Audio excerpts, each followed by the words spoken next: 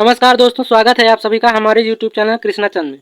दोस्तों, आज हम पढ़ने वाले हैं भारतीय संविधान के अनुसूचियों से संबंधित महत्वपूर्ण प्रश्नों को। तो आइए देखते हैं पहला प्रश्न। भारतीय संविधान में कुल कितनी अनुसूचियां हैं? दोस्तों, इसका करेक्ट आंसर है ऑप्शन ए। भारतीय संविधान में कुल 12 अनुसूचियां हैं, जबकि मूल संविधान में कुल 8 अनुसूचियां थी और 4 अनुसूचियों को संविधान संशोधन अधिनियम के द्वारा जोड़ा गया है। देखते हैं अगला प्रश्न।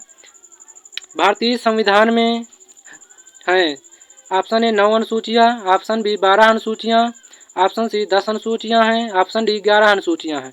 तो दोस्तों, करेक्ट आंसर है ऑप्शन बी 12 अनुसूचियाँ हैं। अभी ऊपर के प्रश्न में डिस्कस किए हैं। देखते हैं अगला प्रश्न। प्रश्न नंबर 3, निम्नलिखित कथनों पर विचार कीजिए।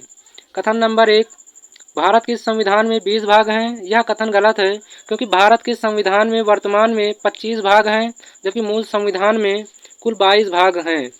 और गणना की दृष्टि से इसमें अब वर्तमान में 25 भाग हो गए हैं, जबकि क्रमांक की दृष्टि से अभी भी इसमें 22 भाग ही हैं। कथन 2, भारत के संविधान में कुल 390 अनुच्छेद हैं। यह कथन भी गलत है, क्योंकि भारत के संविधान में कुल 395 अनुच्छेद हैं और वर्तमान में गणना की दृष्टि से इसमें कुल 465 अनुच्छेद हो गए हैं। कथन नंबर 3, भारत के संविधान में 9वीं, 10वीं, 11वीं और 12वीं अनुसूचियों को संविधान संशोधन अधिनियम द्वारा जोड़ा गया है। कथन नंबर 3 सही है। उपरोक्त कथनों में से कौन सा कथन सही है? दोस्तों, तो इसमें कथन नंबर 3 सही है, अतः ऑप्शन सी करेक्ट आंसर होगा। देखते हैं अगला प्रश्न। प्रश्न नंबर 4, भारतीय संविधान की निम्न दी गई अनुसूचियों में से कौन सी एक राज्यों के नामों की सूची तथा उनके राज्य क्षेत्रों का ब्यौरा देती है? तो दोस्तों, इसका करेक्ट आंसर है ऑप्शन ए। पहली अनुसूची राज्यों के नामों तथा राज्य क्षेत्रों का ब्यौरा देती है। दोस्तों, और दूसरी अनुसूची में संवैधानिक प्राधिकारियों के वेतन एवं भत्ते का उपबंध किया गया है। तीसरी अनुसूची में शपथ का प्रारूप है और चौथी अनुसूची में राज्यसभा के स्थानों का आवंटन का वर्णन किया गया है। देखते हैं अगला प्रश्न। प्रश्न नंबर 5, यदि भारत संघ के एक नए राज्य का सृजन करना हो तो संविधान की निम्नलिखित अनुसूचियों में किसी एक को अवश्य संशोधित किया जाना चाहिए। तो दोस्तों, वह है पहली अनुसूची, अतः करेक्ट आंसर होगा ऑप्शन ए, क्योंकि पहली अनुसूची में ही राज्य क्षेत्रों का ब्यौरा दिया रहता है। देखते हैं अगला प्रश्न। प्रश्न संख्या 6, भारत के संविधान की चौथी अनुसूची विवेचित करती है। दोस्तों, इसका करेक्ट आंसर है ऑप्शन ए, राज्यसभा में स्थानों के आवंटन को, जबकि राजनीतिक दल बदल को अनुसूची 10 में रखा गया है और भाषाओं को संविधान में 8वीं अनुसूची में रखा गया है और संविधान में कुल 22 भाषाओं का उल्लेख है। देखते हैं अगला प्रश्न। भारतीय संविधान की तृतीय अनुसूची में निम्न में से क्या उपबंधित है? संघ के मंत्री के लिए पद की शपथ का प्रारूप, उच्चतम न्यायालय के मुख्य न्यायाधीश द्वारा ली जाने वाली शपथ का प्रारूप, भारत के राष्ट्रपति के लिए पद की शपथ का प्रारूप, संसद के सदस्य द्वारा ली जाने वाली शपथ का प्रारूप। दोस्तों, इसमें कथन 3 गलत है, क्योंकि भारत के राष्ट्रपति के लिए पद की शपथ का प्रारूप अनुच्छेद 60 में वर्णित है और कथन 1, 2 और 4 सही है, अतः इसका करेक्ट आंसर ऑप्शन सी होगा। देखते हैं अगला प्रश्न। सूची फर्स्ट को सूची सेकंड से सुमेलित कीजिए तथा सूचियों के नीचे दिए गए कूटों से सही उत्तर चुनिए। चतुर्थ अनुसूची। दोस्तों, चतुर्थ अनुसूची में राज्यसभा के सीटों का आवंटन का उपबंध किया गया है और 6वीं अनुसूची जनजातीय क्षेत्र से संबंधित है। 8वीं अनुसूची में भाषा का उल्लेख किया गया है और 9वीं अनुसूची में भूमि सुधार का वर्णन किया गया है। तो इसका करेक्ट आंसर हो जाएगा ऑप्शन सी। देखते हैं अगला प्रश्न। सूची फर्स्ट को सूची सेकंड से सुमेलित कीजिए तथा सूचियों के अंत में दिए गए कूट से सही उत्तर चुनिए। 7वीं अनुसूची। दोस्तों, 7वीं अनुसूची विधायी शक्तियों का वितरण से संबंधित है, जिसमें 3 सूचियों का वर्णन है, संघ सूची, राज्य सूची और समवर्ती सूची। 8वीं अनुसूची भाषा से संबंधित है। 9वीं अनुसूची कुछ अधिनियमों का विधिमान्यकरण से संबंधित है और 10वीं अनुसूची दल बदल परिवर्तन से संबंधित है, अतः इसका करेक्ट आंसर ऑप्शन सी होगा। देखते हैं अगला प्रश्न। प्रश्न संख्या 10, सूची फर्स्ट को सूची सेकंड से सुमेलित कीजिए तथा दिए गए कूट से सही उत्तर का चयन कीजिए। 7वीं अनुसूची। दोस्तों, 7वीं अनुसूची में संघ, राज्य तथा समवर्ती सूची का वर्णन है और 8वीं अनुसूची भाषा से संबंधित है। 9वीं अनुसूची कुछ अधिनियमों का विधिमान्यकरण से संबंधित है। 10वीं अनुसूची में दल परिवर्तन के आधार पर निरर्हता का वर्णन किया गया है। अतः इसका करेक्ट आंसर होगा ऑप्शन डी। देखते हैं अगला प्रश्न। किस प्रधानमंत्री के कार्यकाल के दौरान भारत के संविधान में 9वीं अनुसूची को पुनः स्थापित किया गया था? तो इसका करेक्ट आंसर है ऑप्शन ए, जवाहरलाल नेहरू के कार्यकाल के दौरान। देखते हैं अगला प्रश्न।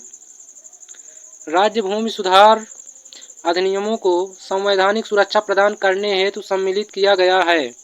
ऑप्शन ए 7वीं अनुसूची में, ऑप्शन बी 9वीं अनुसूची में, ऑप्शन सी 8वीं अनुसूची में, ऑप्शन डी 10वीं अनुसूची में। करेक्ट आंसर है ऑप्शन बी 9वीं अनुसूची में। जबकि 7वीं अनुसूची में सूचियों का वर्णन है, जिसमें 3 सूची है, संघ सूची, राज्य सूची और समवर्ती सूची। 8वीं अनुसूची भाषा से संबंधित है और 10वीं अनुसूची में दल बदल परिवर्तन से संबंधित है। देखते हैं अगला प्रश्न। प्रश्न संख्या 13। निम्नलिखित कथनों पर विचार कीजिए। भारत की संसद किसी कानून विशेष को भारत के संविधान की 9वीं अनुसूची में डाल सकती है। कथन 2। 9वीं अनुसूची में डाले गए किसी कानून की वैधता का परीक्षण किसी न्यायालय द्वारा नहीं किया जा सकता एवं उसके ऊपर कोई निर्णय भी नहीं किया जा सकता। उपर्युक्त कथनों में से कौन से कथन सही है? दोस्तों, इसमें केवल कथन एक सही है, तो इसका करेक्ट आंसर हो जाएगा ऑप्शन ए, केवल एक।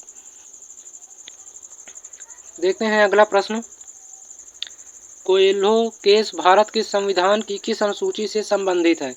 दोस्तों, यह केस भारत के 9वीं अनुसूची से संबंधित है। देखते हैं अगला प्रश्न। प्रश्न संख्या 15। मिलान करें। संघीय सूची। दोस्तों, संघीय सूची में कुल 66 विषय हैं और राज्य सूची में कुल 97 विषय हैं, जबकि समवर्ती सूची में 47 विषय हैं। तो इसका करेक्ट आंसर हो जाएगा ऑप्शन बी। देखते हैं अगला प्रश्न।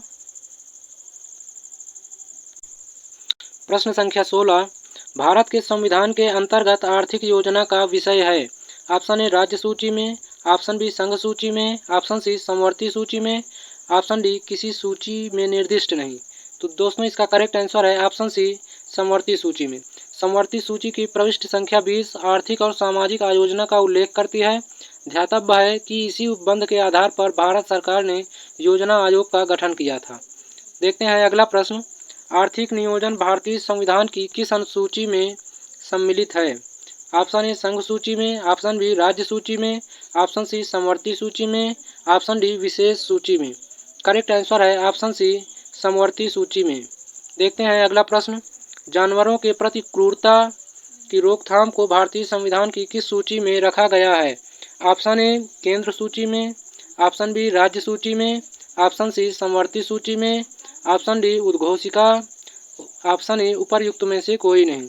करेक्ट आंसर है ऑप्शन सी समवर्ती सूची में। जानवरों के प्रति क्रूरता की रोकथाम संविधान की 7वीं अनुसूची की समवर्ती सूची में प्रविष्टि संख्या 17 के तहत उल्लिखित है। देखते हैं अगला प्रश्न।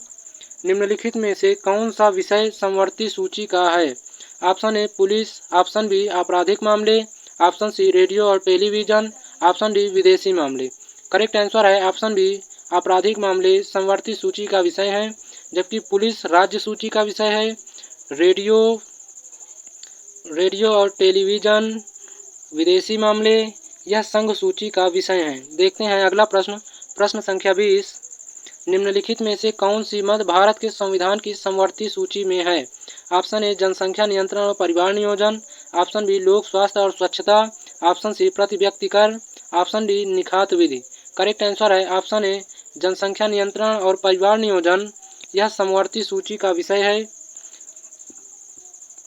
जबकि लोक स्वास्थ्य और स्वच्छता, प्रति व्यक्ति कर, निखात निधि राज्य सूची के अंतर्गत आते हैं।